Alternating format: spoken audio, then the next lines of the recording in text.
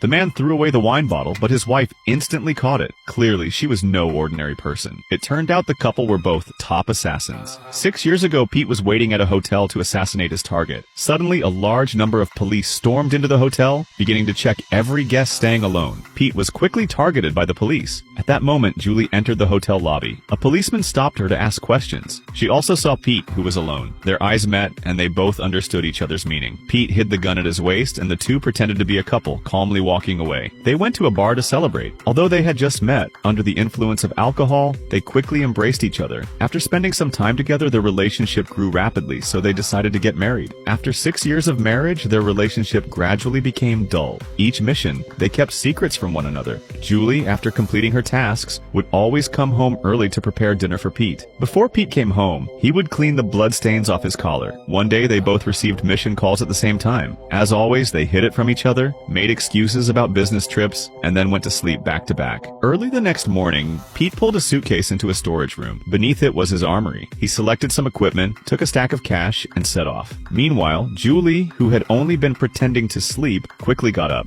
She went into the kitchen, entered the oven's password, and a small arsenal filled with guns unfolded automatically. At their respective companies, they checked the missions, but their target turned out to be the same person. The target would be escorted by the FBI from Mexico into the United States. Therefore, the desert highway at the border was the best place for the assassination. Julie arrived at the designated spot ahead of time and planted explosives on the road the convoy had to pass. As she waited for the target to appear, Pete drove an off-road vehicle and crashed straight into the minefield she had prepared, knocking over one of the sensors. From a distance, Julie did not recognize him, thinking he was just an ordinary passerby. But when she saw that this passerby had suddenly picked up a rocket launcher, she realized he must also be a killer. She immediately fired a shot, knocking Pete down.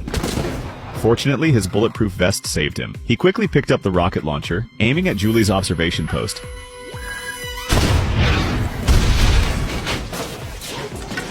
But the explosion accidentally triggered the minefield's countdown. The target convoy had not yet entered, and the explosion went off prematurely. Their assassination plan was completely ruined. Back home, Julie repeatedly reviewed the footage and noticed that this man's posture and movements were surprisingly similar to her husband's. At the same time, Pete cracked a computer he had found at the scene and discovered an address inside. He went there to check, only to find the apartment owner's name was his wife's. Pete rushed back home at full speed. As soon as he walked in, his wife greeted him with a glass of wine. He cautiously accepted the glass, and while she turned away, he poured the wine into a flower pot, then hid a kitchen knife for self-defense. Julie looked at Pete tenderly, making him feel at a loss. He forked a piece of meat into his mouth. Seeing that Julie didn't eat any meat, Pete suddenly realized something was wrong. He chewed for a long time, never daring to swallow, finally spitting it out into the tablecloth. He then decided to take the initiative. He poured his wife a glass of wine, and while she wasn't paying attention, quickly let go of the bottle.